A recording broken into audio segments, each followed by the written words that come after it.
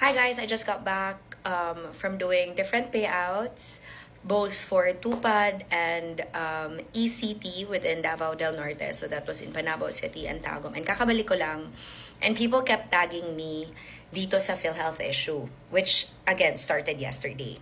Nagulat ako na biglang may nakita akong post na parang kinakawawa masyado ang PhilHealth na hindi nyo ata alam ang totoo.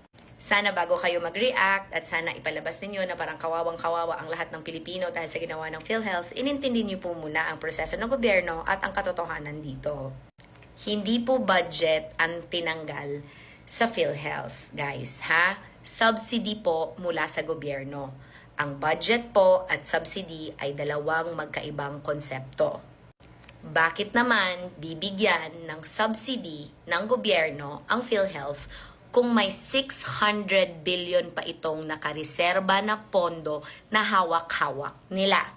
Ulitin ko ha, hindi kawawa ang PhilHealth dahil tinanggalan sila ng subsidy kasi may 600 billion pa silang hindi nagagamit na pondo. Sa hindi po nakakaalam, ang PhilHealth po ay hindi po siya nag-spend according sa agency, kundi nag-underspend po siya. Kaya nga po, hindi kayo masaya sa serbisyo na binibigay ng PhilHealth po sa inyo. Kasalanan po ito ng PhilHealth, hindi po ng gobyerno in general.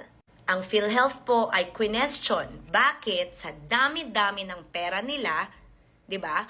Ang laki pa rin ng contribution at hindi pa rin nagbabago ang pagkaltas at sistema ng pagkaltas sa mga nangangailangan dito.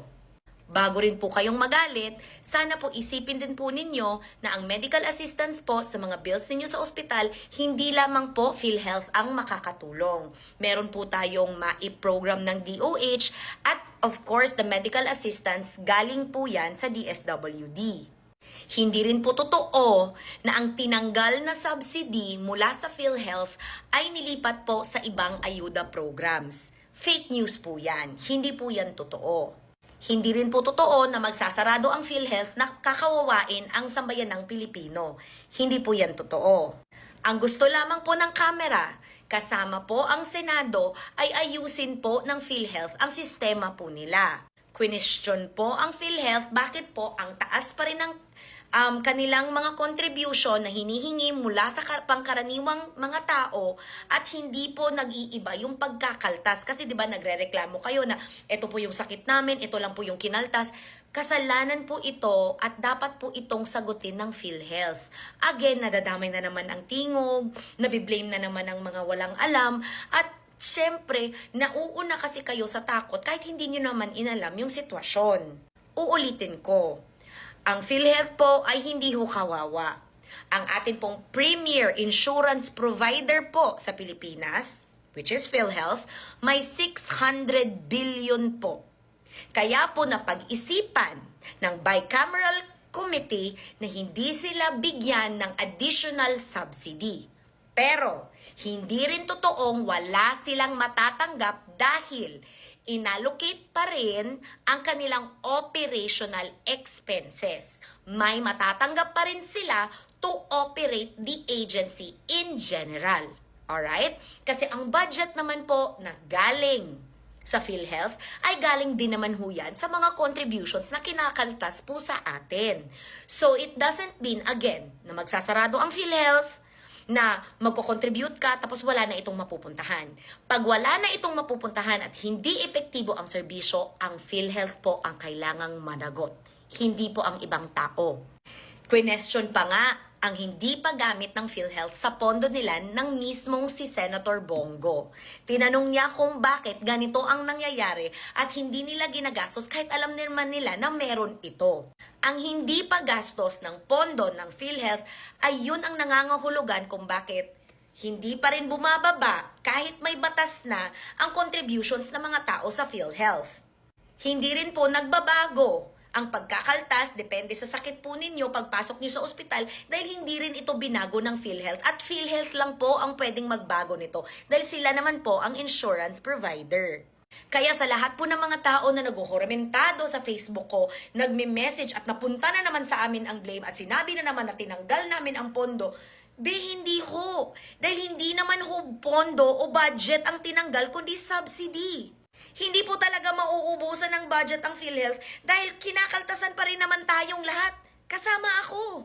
Kasi kahit man volunteer ako, I still pay yung kailangan kong bayaran to keep my PhilHealth alive kasi may beneficiary ako, which is Tony.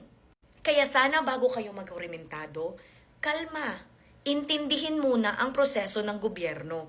Di porket may away, lahat na lang i-associate doon. Masisistress ka na wala namang rason. Hindi kinakawawa ang PhilHealth. In fact, dapat kayo nga ang nagsasabi sa PhilHealth na gastusin na nila ang 600 billion nila na pondo para mapababa ang kontribusyon ng pangkaraniwang tao at marami silang matulungan at yung reimbursements ay magiging mas mabilis para mas epektibo din ang serbisyo nila sa iba't ibang nangangailangan dito. At sa mga nagsasabi na kawawa ang PhilHealth at pag nawala ang PhilHealth, wala na, hindi rin ito totoo dahil again, uulitin ko, may DOH pa po na MAIP at meron pa rin pong financial assistance na makukuha po natin sa DSWD. Kaya nga ba lagi kong sinasabi na pag kayo, inuunan nyo yung galit nyo instead of intindihin nyo ang mga bagay-bagay, di sana hindi kayo na-stress kasi wala rin namang humpay ang stress nyo kung dapat ang sinasabi nyo ay dapat talaga tanggalan ng subsidy dahil may pondo sila. May 600 billion sila. So anong gagawin sa 600 billion na yan? Ipagde-decorate sa opisina nila? Kaya dapat ang ginagawa natin, we are calling on to PhilHealth to properly manage their funds, to be able to babaan ang mga contributions. Which is, may loan na naipasa nito na 3.25% starting 2025, ibababa doon sa premiums na binabayad ng pangkaraniwang tao. Kasi uulitin ko, hindi naman ho ayuda program ang PhilHealth. Ito po ay isang insurance provider and the premier insurance provider of our country. Kaya ulit, nagsasabi, ma'am, na-hospital po ako, ito lang po yung kaltas. Yan yun. Kaya kailangan nilang gastusin. Okay? Yung 600 billion nila, di ba, dinimonize nyo din ulit ang pagbalik nila ng pera na hindi nila nagastos, di ba? Ibabalik dapat sa National Treasury, ginawa nyo rin ng issue. Siyempre, ibabalik talaga dapat yan sa National Treasury ang pondo na hindi mo ginagamit. Di ba galit na galit kayo sa corrupt? Tapos ngayon, ang pagbalik ngayon sa gobyerno, galit na galit pa rin kayo? Pick a struggle, B.